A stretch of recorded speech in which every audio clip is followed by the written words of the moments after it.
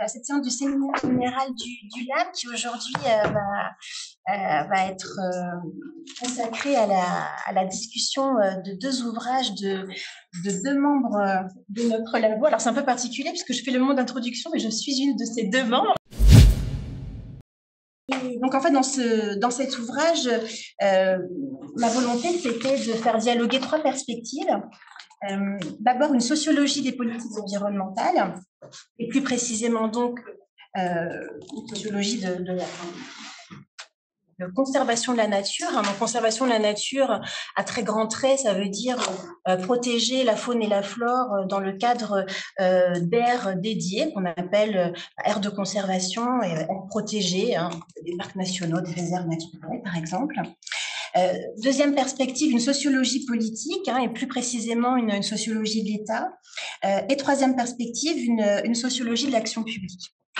Si je le dis un petit peu autrement, l'idée, c'était de montrer la relation qui existe entre, comme le titre l'indique, entre les politiques de la nature et la nature de l'État d'autre part, en montrant qu'en étudiant en fait la co-construction multi-acteurs de politiques publiques dans un secteur donné, en l'occurrence le secteur de la conservation, et sur le temps long, on peut étudier cette relation au Mozambique.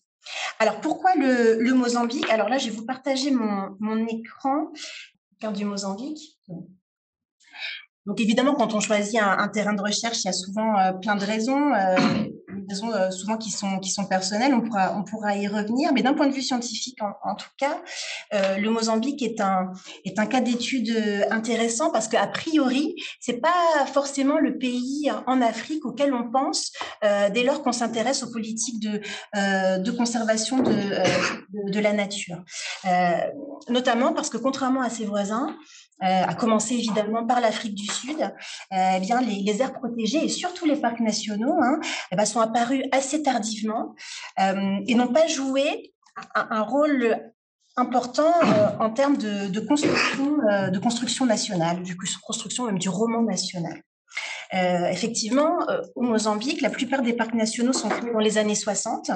La plupart de ces parcs nationaux, et ça pour le coup c'est commun à l'Afrique subsaharienne en général, auparavant donc des réserves de chasse qui ont été créées dans les années 40 et pour nombre d'entre elles, ces réserves de chasse vont être transformées en parcs nationaux dans les années 60. Alors quelques éléments de contexte pour le Mozambique. Donc, c'est un pays d'Afrique australe, de colonisation portugaise. La guerre de libération nationale commence dans les années 60. Elle est menée par le Frélimo. Essentiellement par le Frélimo. L'indépendance est obtenue en 1975 et depuis lors, le Frélimo est au pouvoir et on parle volontiers, pour qualifier le Mozambique, j'y reviendrai bien sûr, d'État parti. Très vite, dès les années 76-77, un conflit civil éclate entre le Frélimo et la Renamo, qui va durer assez longtemps, puisque les accords de paix seront signés en 92. Alors, deux remarques à cet égard. Lors de la guerre de libération nationale, du Frélimo contre les Portugais, puis lors du conflit civil qui a opposé le Frélimo et la Renamo, les aires de conservation ont joué un rôle notoire, puisqu'elles représentaient une réserve de viande pour les belligérants, mais aussi c'est une source de revenus économiques, puisque les trophées de chasse pouvaient être revendus. Et puis, dans cette première remarque, plusieurs aires de conservation ont constitué des bastions de guerre, et c'est le cas d'un des parcs que j'étudie dans le livre, en l'occurrence le parc national de Gorongosa, donc j'y reviendrai. Et la seconde remarque, c'est que, et là c'est aussi très commun à l'Afrique subsaharienne, les aires de conservation, elles sont reprises par l'État postcolonial dès l'indépendance, et le Frélimo explicitement les considère comme des atouts nationaux, mais cette fois au service du peuple mozambicain, et non plus pour le seul plaisir d'une élite coloniale blanche européenne. En 90, abandon du marxisme-léninisme, hein, qui était jusqu'alors la doctrine officielle du régime, adoption du multipartisme, même si le Frélimo reste hégémonique. Accord de paix, je l'ai dit, en 92.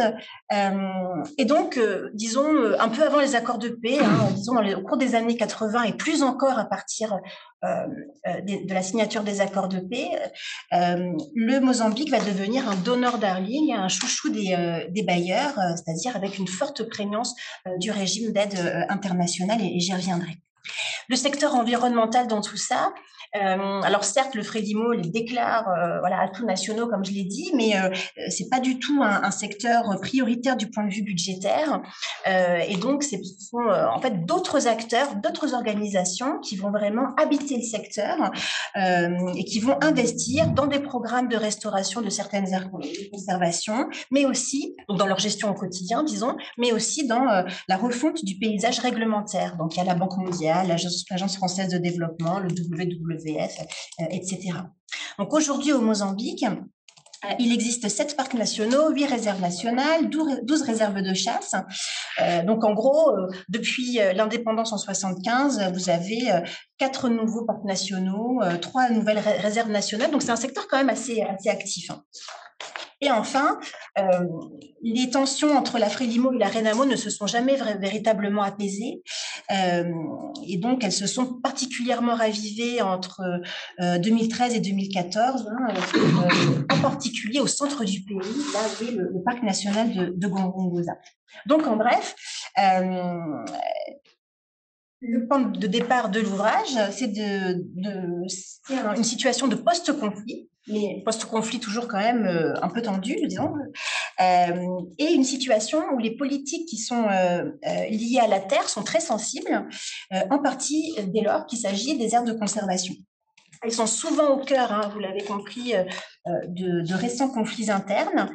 Et puis sur le temps long, donc depuis l'époque coloniale, les aires de conservation, elles sont souvent synonymes de contrôle social et politique des populations locales. Ça, c'est pas propre au Mozambique non plus, hein, avec des déplacements forcés, avec une stigmatisation des pratiques de ces populations en termes de chasse, de pêche et de pratiques de l'agriculture.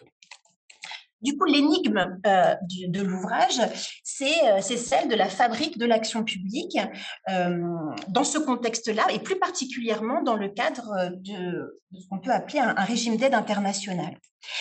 Donc, il est très investi, hein, le pays est très investi par une présence internationale soutenue, constante, structurelle, hein, depuis les années 80, en termes d'acteurs expatriés, de formation des agents locaux, de financement, qu'il s'agisse de dons ou de prêts, et puis de narration véhiculée, donc de grands récits, de grands mots d'ordre, comme évidemment le développement durable. Donc, le policy making, la fabrique de politique publique, elle passe, ce faisant, dans une large mesure, par l'intermédiaire d'acteurs internationaux, publics et privés. Donc, si je le dis un peu autrement, la régulation de ces acteurs non étatiques eh bien, se substitue régulièrement à la régulation d'acteurs proprement étatiques. Donc, c'est la fameuse idée que depuis les années 80, l'autorité politique en Afrique se reconfigure à l'aune de ce régime de l'aide. C'est ce que disent dans un récent papier Jacobo Grales et Marie Ségé. Hein. Ils disent, en fait, étudier l'aide internationale, c'est intéressant de le faire au prisme des configurations politiques dans lesquelles elle s'inscrit, cette aide. Hein, c'est-à-dire qu'on ne peut pas isoler l'étude de l'aide internationale des transformations sociales et politiques auxquelles elle participe et dont elle est en fait une manifestation. Donc, effectivement, en écho à cela, hein, dans sa perspective, l'aide, si vous voulez, c'est un point d'étude privilégié pour appréhender la fabrique multisituée, multi-acteurs de l'action publique, hein, pour appréhender un exercice internationalisé du pouvoir et pour appréhender enfin les significations du politique. Voilà, donc en fait, le constat général la base c'est un constat qu'on voit aussi en Occident, hein, mais c'est un petit peu un entremêlement du monde de l'État avec un monde du dehors. Et là, en l'occurrence, un entremêlement entre le monde de l'État et le monde de bailleurs de fonds internationaux, d'ONG, de fondations philanthropiques. Donc, ça suppose, si vous voulez, des zones de négociation permanente en matière de fabrique de l'action publique. Hein, et cette action publique, évidemment, elle est profondément transnationale. Donc, l'hypothèse que je défends dans l'ouvrage, c'est qu'il y a à bien des égards, il y a ce que Béatrice Hibou appelle privatisation de l'État. Donc, il y a privatisation de l'État dit faible, et je mets faible entre guillemets.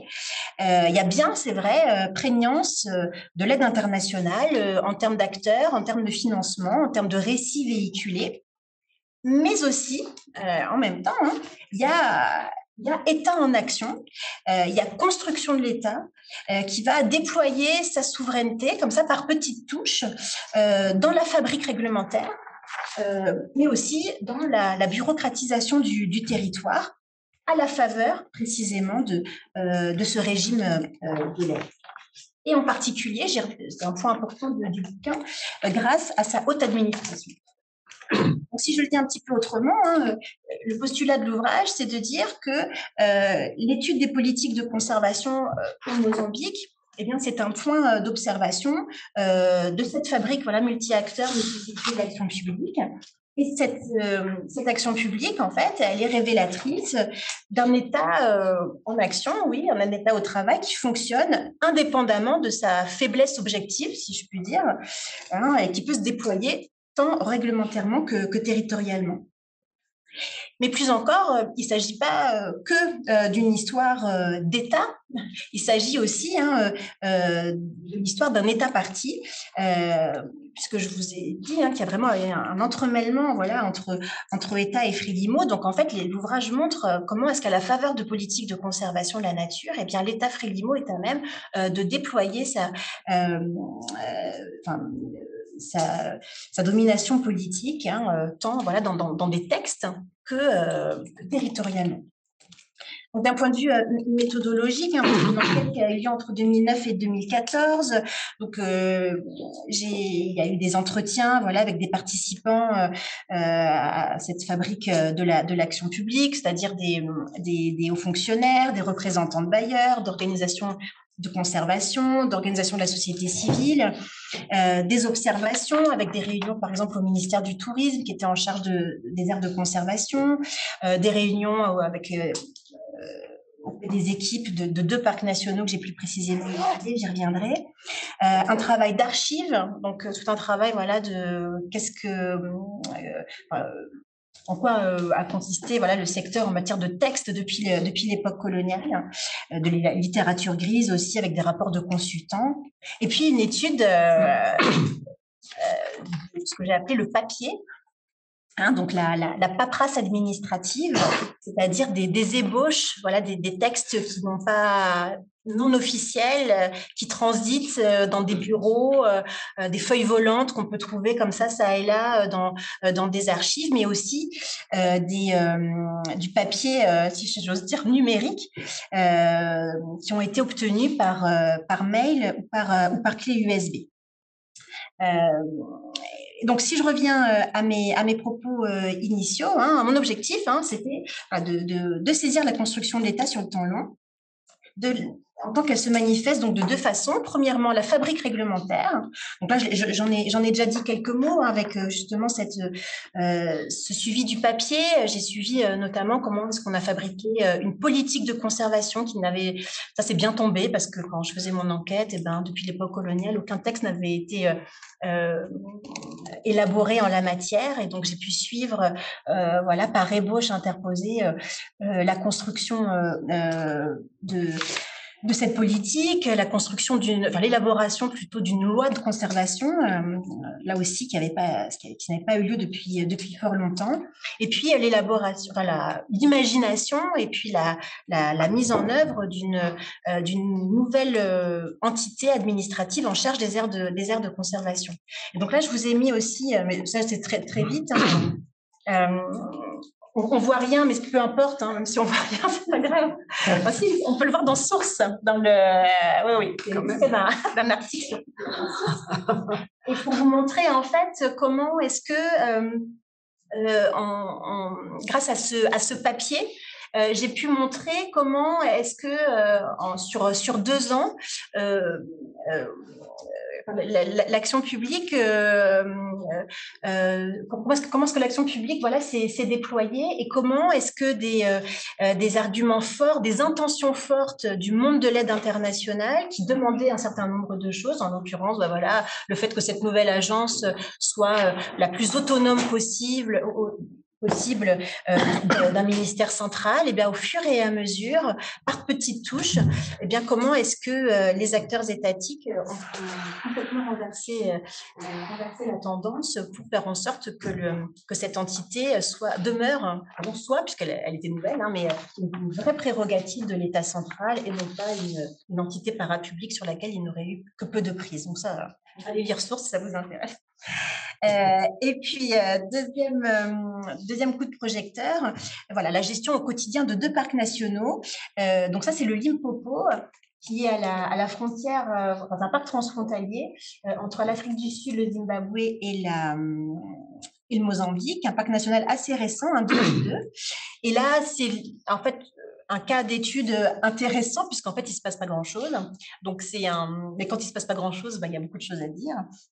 Et donc, c'est un cadre de conservation en panne, si vous voulez, hein, qui s'est polarisé autour d'une controverse, en l'occurrence le déplacement de plusieurs milliers de personnes hors du parc national, puisque un parc national, comme il se doit, ne doit pas avoir d'habitants, n'est-ce pas? Et donc, le parc national du Kruger, donc c'est un parc national clôturé qui a déplacé ces populations il y a fort longtemps, et donc il faudrait que le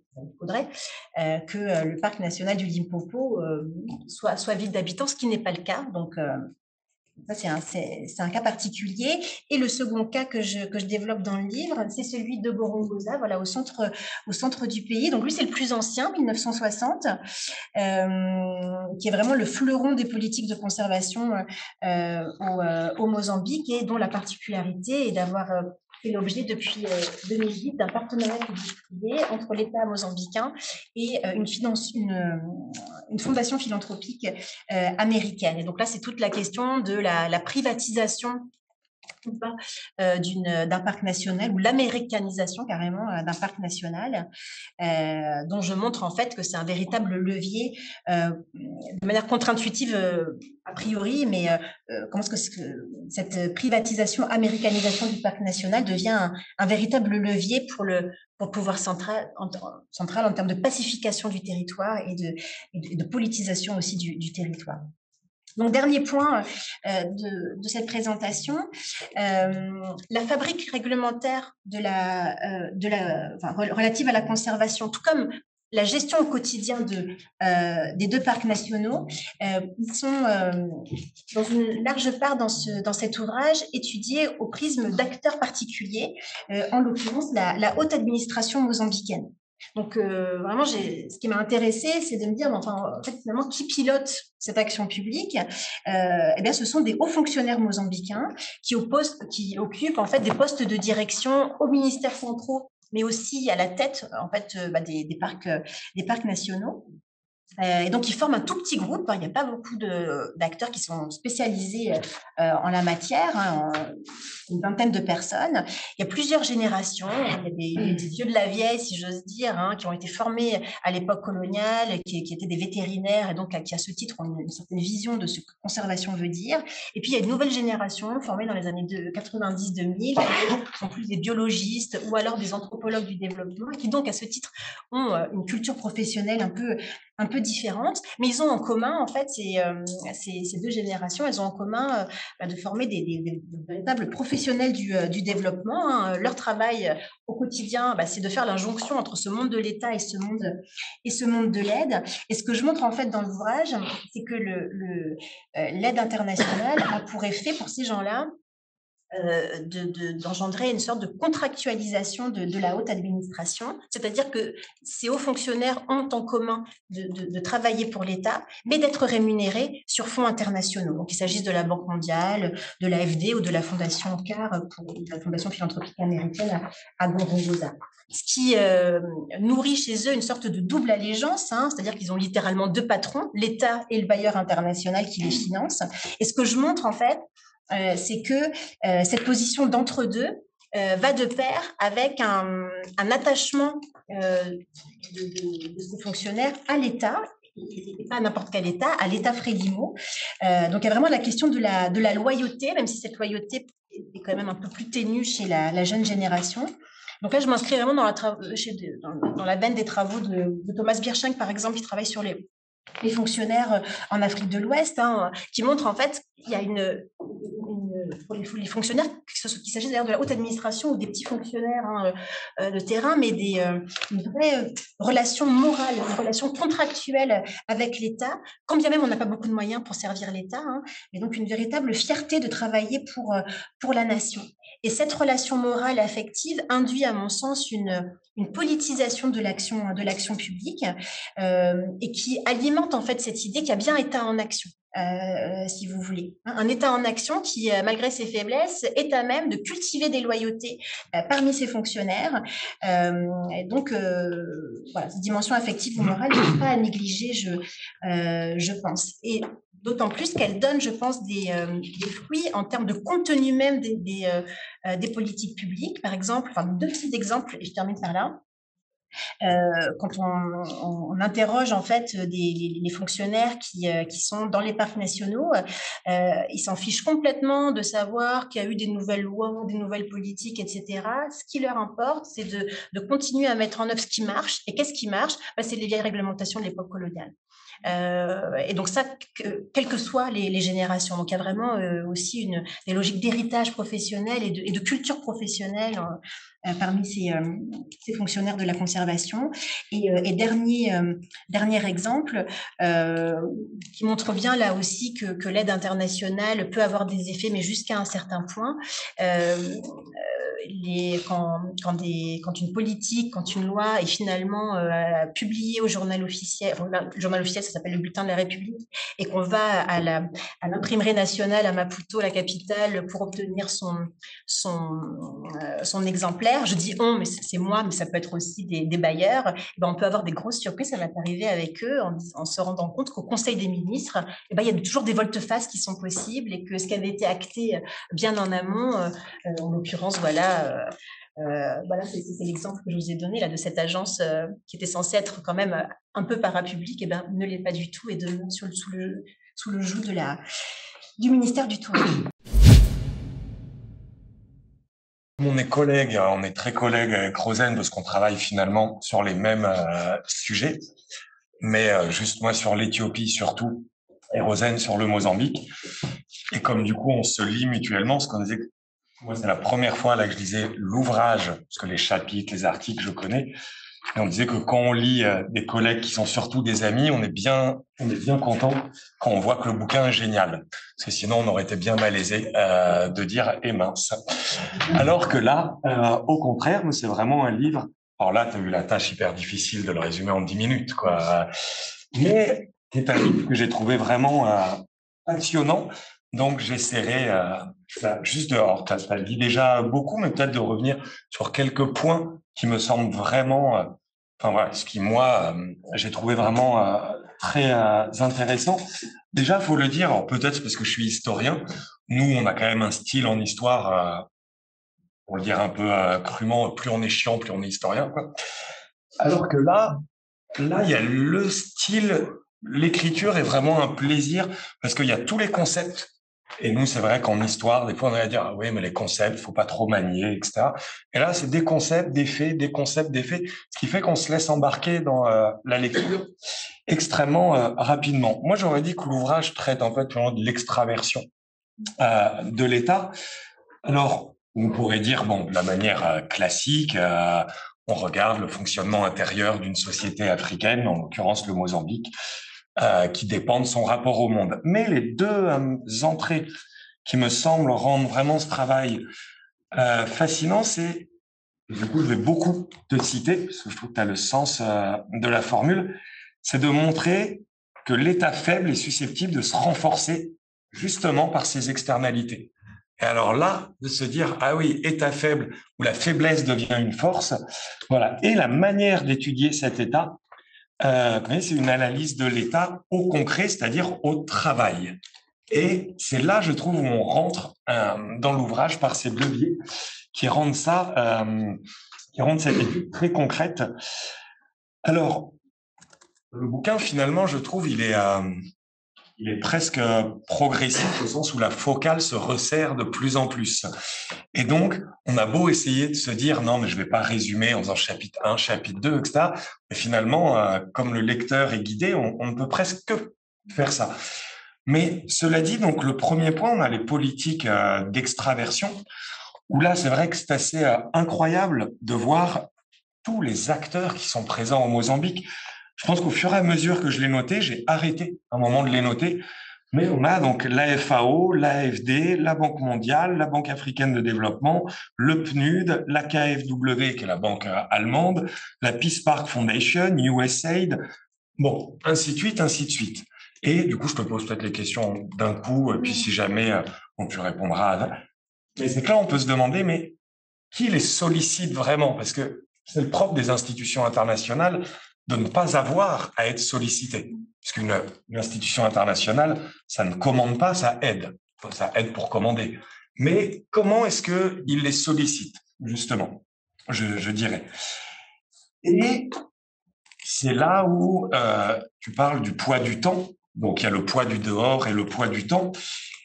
Et donc, tu montres bien qu'il y a la chasse, la recherche, le tourisme. Finalement, colonial et postcolonial, la chasse sportive, la recherche, on a les populations qui menacent la nature, et ça, on voit la continuité. On voit vraiment que ça fait 150 ans que la nature est sur le point de disparaître à cause des paysans, et ça fait 150 ans que c'est la même nature vierge et sauvage. Donc, à un moment, pourquoi elle n'a pas disparu? Et puis le tourisme pour générer des devises et développer les populations locales.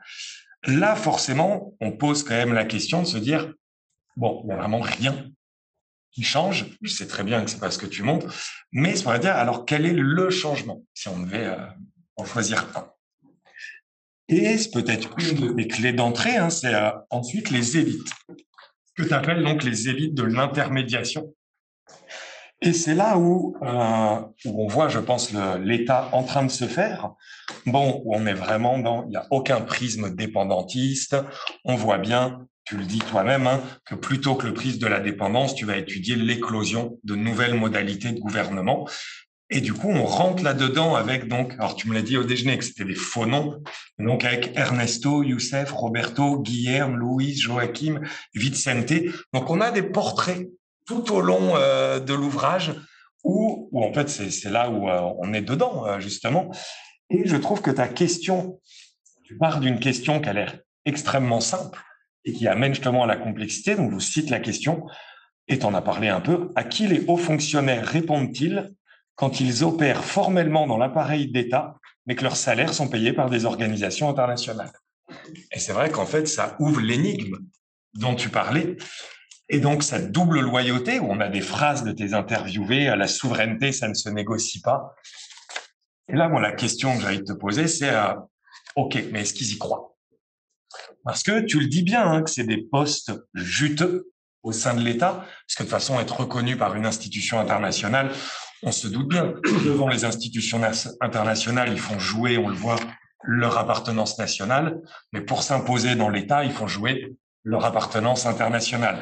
Mais c'est vrai que c'est une question, je ne sais pas si tu auras réponse, mais vu qu'on voit que tu les connais finalement, et puis on imagine, tu le dis à un moment par telle relation, puis telle famille, tu as pu avoir accès à tel secrétaire qui t'a donné accès à tel mail. On se doute bien qu'il y a des relations aussi de proximité, ou c'est généralement plus en soirée qu'au bureau, mais on le sait à la fin s'ils y croient ou pas à ça.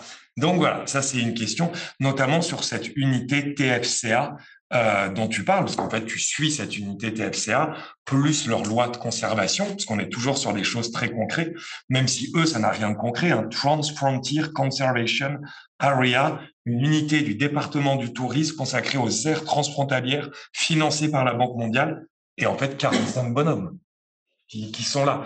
Donc voilà. Ensuite, ça nous amène un peu à tes 3 études de cas, parce que tu as dit 2, mais pour moi, il y a ton étude de cas à Maputo, qui est une étude de cas à part entière, où là, tu dis, toujours avec le sens de la formule, une fabrique de l'action publique en accordéon. Et donc, c'est là où on voit, alors là, c'est ce que dit l'état papier, où là, ça m'a fait honte de me dire, oui, en fait, c'est ce que toi, tu étudies depuis 15 ans, mais tu n'as jamais... T'as le mot l'état papier, voilà, c'est exactement ça. Comme tu dis, toi, papier ou papier mail, et ça, mais voilà, l'état en train de se faire. Et donc, c'est là où j'ai trouvé que c'était vraiment intéressant quand tu nous décris ce groupe des 45 personnes qui, en fait, font la transition. C'est eux, la transition colonisation, post-colonie, où tu montres, tu dis voilà, que ça nous révèle un univers de la décision socialement et sociologiquement hors sol. Et là encore, ça nous amène à une question de ceux qui travaillent dans la nature, est-ce qu'ils la connaissent? Est-ce que c'est des experts de terrain? Est-ce qu'ils sont... Bon, les colons, eux, ils s'y connaissaient, ils étaient chasseurs. Donc au moins, ils protégeaient les animaux qu'ils tuaient. Mais, et ça c'était l'ironie voilà, pour les animaux, d'avoir pour protecteurs ceux qui les tuent. Mais ensuite, eux, est-ce qu'ils y connaissent? Est-ce qu'ils ont des formations? Non, on peut se demander... Alors tu montres à la jeune génération, c'est le master management, développement durable. Enfin, si Sciences Po existait au Mozambique, ils iraient tous à Sciences Po pour ensuite diriger une institution ou un programme de développement. Mais eux, est-ce que c'était des scouts, des rangers? Est-ce que c'était des ornithologues? Bon, c'est pas du tout pour faire le et on regrettera que, hein, loin de là, mais de se demander, voilà, leur formation, ils sont devenus hors sol, mais est-ce qu'à la base, ils l'étaient ou non? Et ensuite, tu montes les acteurs, tu montes ces acteurs, donc là, je ne vais pas dans le détail sur l'étude de cas, mais tu montres le partage de souveraineté. Donc là, on a vraiment, voilà, Rosen qui revient sur tout le processus décisionnel où on le voit, moi je me notais les étapes, bon, resserrement décisionnel autour de l'État, parce que l'AFD, le WWF sont là, mais ils se rendent compte qu'ils sont écartés, plus ça va, moins ils sont dans les réunions. Puis du coup, on a un resserrement qui nous montre que l'État faible est en fait fort, ils abandonnent les catégories UICN, le conseil de gestion consultatif, bon finalement, ça devient même plus consultatif, c'est vraiment, ça n'est plus un conseil, etc. L'agence des aires protégées, qui ne voit pas du tout le jour, c'est le conseil des ministres qui gère, mais, je vous le dis, ça reste des acteurs hybrides, parce que cette gouvernance, elle reste internationale. Et là, je vais faire du name dropping. Au moment où je lisais ça, c'est un collègue qui me dit « Ah, bah, faut que tu lises Andreas Malm qui ridiculise les hybrides de la Tour. » Et c'est vrai qu'Andreas Malm dit « Alors oui, la Tour, c'est génial, il a dit qu'il y avait des hybrides. » Et Andreas Malm montre que si on suit la Tour, en fait, tout est hybride. Et alors c'est très triste pour le contexte actuel, mais Malm, il en parlait il y a 1 an, et il se demandait « Alors qu'est-ce qu'il y a d'hybride en Palestine ?» Puisque tout est hybride, puisque les forêts sont plantées par Israël, puisque le climat vient de ça. Et il dit, mais alors qu'est-ce qui tient à l'occupation? Est-ce que tout est hybride? Et il faisait exprès de dire, à un moment, il y a des gagnants ou des perdants, et il y a des gouvernés, des gouvernants, des dominés, des dominants. Alors oui, ce sont des acteurs hybrides, mais au final, est-ce que quand même, c'est vraiment, ils naviguent dans l'entre-deux? Est-ce qu'ils sont quand même, tu l'as dit, il me semble, tu as presque évoqué la réponse, qui reste plutôt mozambicain, mais voilà, sur cette hybridité, je suis désolé, du coup, c'est tellement, j'ai encore plus de questions, mais en tout cas, c'est ça qui me semble intéressant. Et puis après, on plonge dans Gorongosa et Limpopo.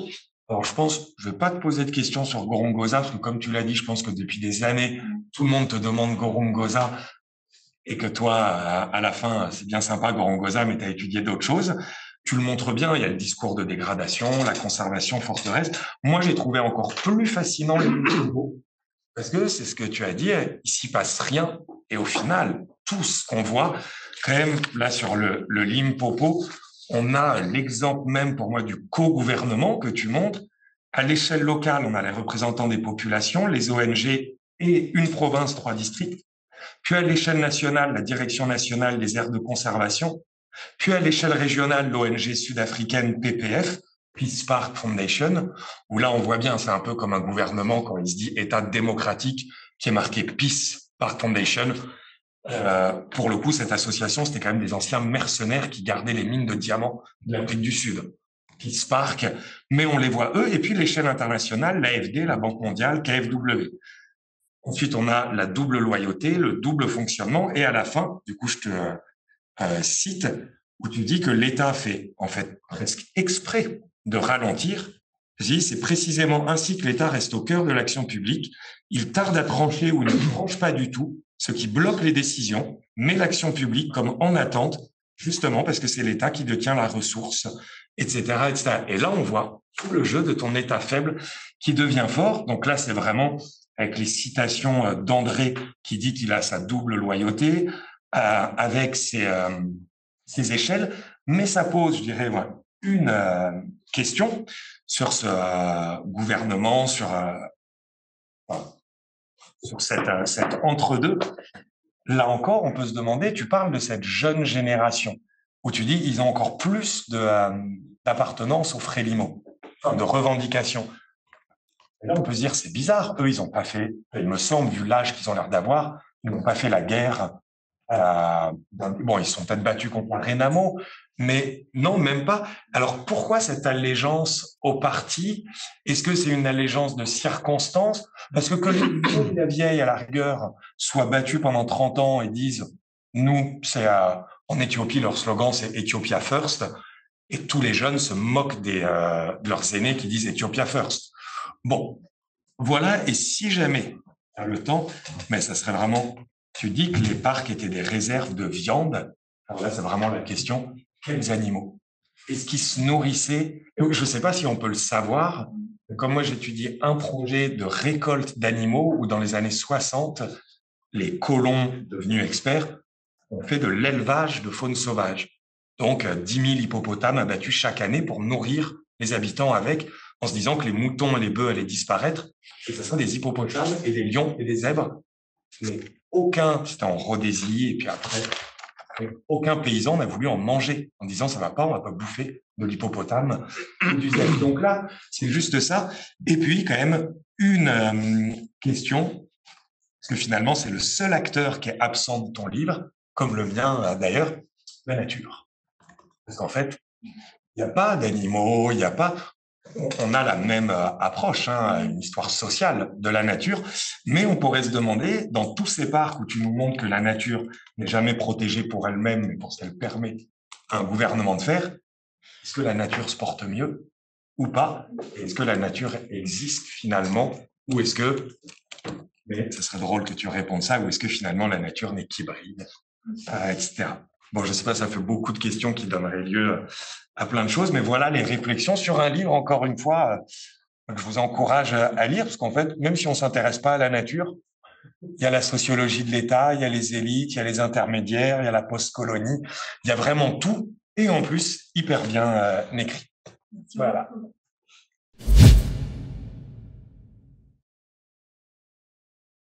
Merci beaucoup, Guillaume, pour cette lecture très, très riche. Je vais commencer avec la dernière question, parce qu'effectivement, il y a marqué nature sur le titre. Tout est affaire, oui, de politique de la nature, mais en fait, elle n'est pas vraiment présente. Pour plusieurs raisons, en réalité. La raison la plus prosaïque, c'est qu'en fait, énormément de choses.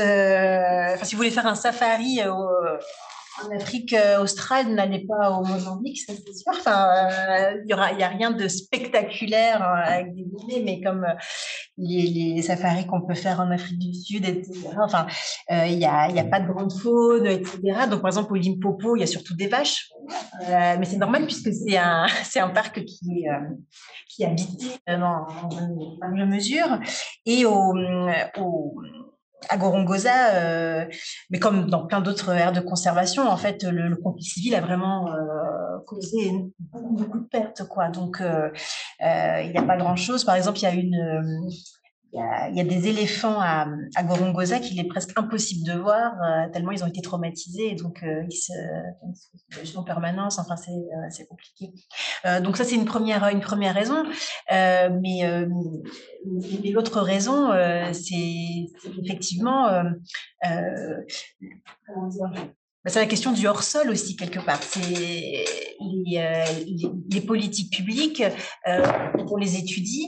Alors, c'est encore plus facile quand on s'intéresse à la fabrique réglementaire. Évidemment, là, la nature charnelle n'existe pas. Mais même quand on gère un parc national, en réalité, il y a énormément de choses qui se passent dans les bureaux. Alors oui, on est dans l'arrière-pays, on est en pleine brousse, etc.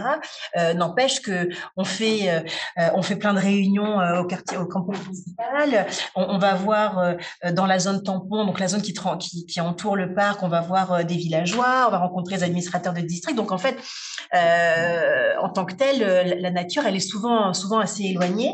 Alors oui, il y a des rangers qui vont faire des patrouilles, etc. Mais c'est quelque chose de mini. Enfin, comment dire, donc c'est vrai. En fait, c'est vrai, oui. Donc on va pas trouver beaucoup de faune dans cette. Mais écoute, je vais prendre un petit peu tes questions dans le.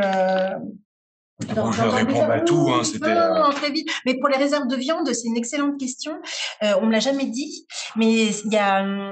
Mais en fait, c'était vraiment les deux choses. Et c'était la revente de trophées de chasse, et c'était la viande, pas pour les populations locales. C'était vraiment pour les deux côtés d'ailleurs. Donc je pense que c'était un peu à l'avenant. Mais c'est une question, c'est vrai que c'est une très bonne question. Ouais. Mais pas d'élevage en tout cas, ça c'est sûr. D'accord. Et puis lequel, quoi? Tuer des éléphants pour se nourrir ou pas, quoi. C'est ça, à part Romain Gary qui invente ça, les gens n'ont jamais tué d'éléphants pour se nourrir. C'est une excellente question, tu vois. Ensuite, oui, la question sur la jeune génération, je trouve que c'est super intéressant. Et c'est vrai que c'est très mystérieux en fait. Pourquoi, en tout cas, quel est le rapport à l'état de ces jeunes générations? Mais justement, je pense que c'est un rapport à l'état et non plus au Frélimo.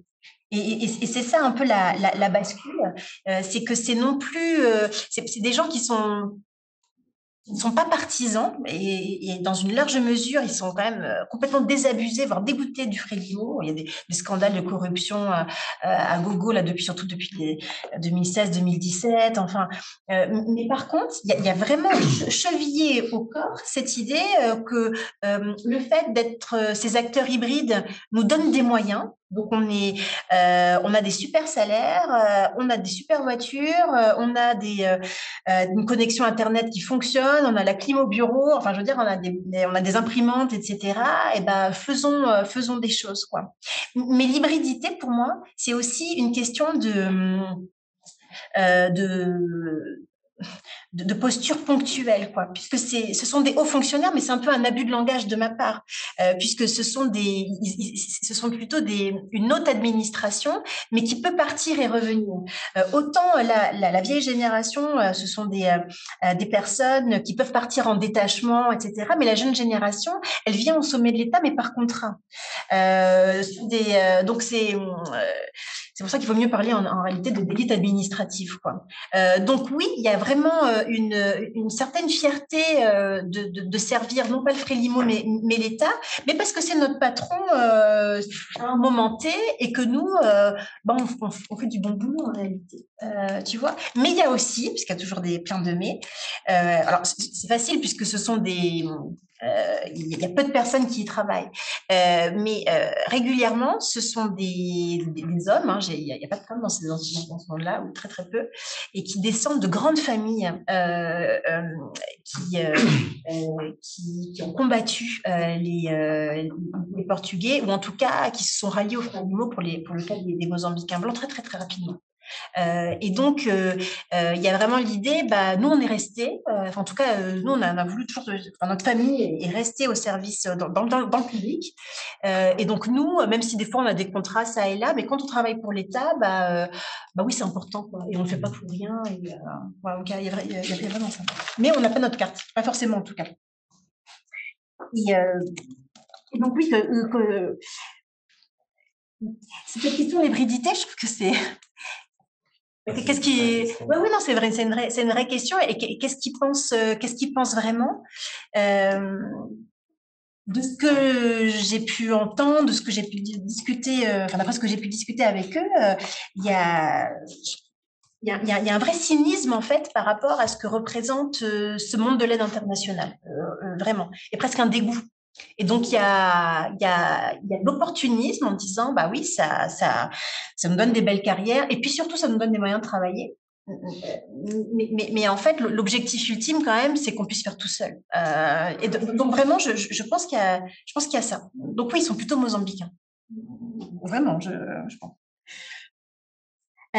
Ensuite, est-ce qu'ils connaissent la nature? Alors ça, c'est une excellente question. Euh, les vétérinaires, ils la connaissaient, ouais. Oui, celui qui parle du livre Assoul, etc. Là, on voit que lui, il connaît. Oui. Puis d'autres où tu dis, il pourrait faire n'importe quel autre job. Ouais. Alors après, il y a quand même des biologistes. Alors eux, alors, mais en tout cas, quel que soit leur, alors à part ceux qui ont fait de l'anthropologie du développement, ce genre de choses, mais je pense qu'ils ont tous en commun d'avoir une formation scientifique de base et même une pratique professionnelle pour certains quand même assez concrète. Mais leur travail même, en tant qu'hybride, les éloigne en fait de tout ça, puisque leur boulot en fait, c'est de faire de l'intermédiation en permanence, quoi. Donc de faire l'intermédiation, on le fait pas à côté des éléphants et pas des zèbres, parce qu'il n'y a pas de zèbres en Mozambique d'ailleurs. Bon, mais non, mais je te le dis comme ça. Oui. Mais en tout cas, ils ont il y a un vrai attachement à ça, quoi. Je pense et là aussi, encore indépendamment de la génération, il y a vraiment, bah oui, nous, notre truc, c'est les aires de conservation en Mozambique, quoi. En tout cas, l'idée de nature, elle est vraiment, ouais. Alors ensuite, sur le changement, qu'est-ce qui a changé? En fait, tu veux dire depuis l'époque coloniale, finalement, un changement, oui. Bah, en fait, qu'est-ce qui a changé? Ce qui change, ce sont les idées, encore une fois. Enfin, comment dire parce que quand même, ça tu connais ça par cœur, mais la conservation à l'époque coloniale, c'était pas pour n'importe qui. Enfin, je veux dire, c'était pour une certaine population ultra ciblée, etc. Donc là, en termes d'affichage, parce que en fait, ça reste la même chose. Qui fréquente les parcs nationaux en Afrique? Enfin, ça reste de riches occidentaux en réalité. Oui, en tout cas, jamais ceux qui y vivent. Non, non, jamais ceux qui y vivent. Non, non, non, non. Mais en termes d'affichage, ça, par contre, ça a complètement changé. Donc, tu peux dire, bah, au moins ça. Et puis, par exemple, cette question de l'agence para-étatique, là, bon, on pourrait dire, le Conseil des ministres a tué ça dans l'œuf. Oui et non. Puisque, bon an, mal an, il y a quand même des changements institutionnels. Il y a quand même une agence qui a été créée. Alors, c'est vrai, elle n'est pas complètement autonome, etc. N'empêche qu'on a une qui existe, qui n'existait pas avant. Et que donc, bon, alors c'est vrai, elle est chapeautée par un ministère, etc. N'empêche que, bon, bah voilà, elle aura des prérogatives. Donc, il y a quand même à chaque fois, encore une fois, par petites touches, des choses qui changent, quoi. Donc, on peut pas résister. Donc, l'extraversion, c'est quand même, il y a de la négociation, etc. Donc, bah oui, il y a quand même des choses qui changent, quoi. Mais pas exactement comme ce qui était prévu au départ, etc. Donc, voilà. C'est déjà beau.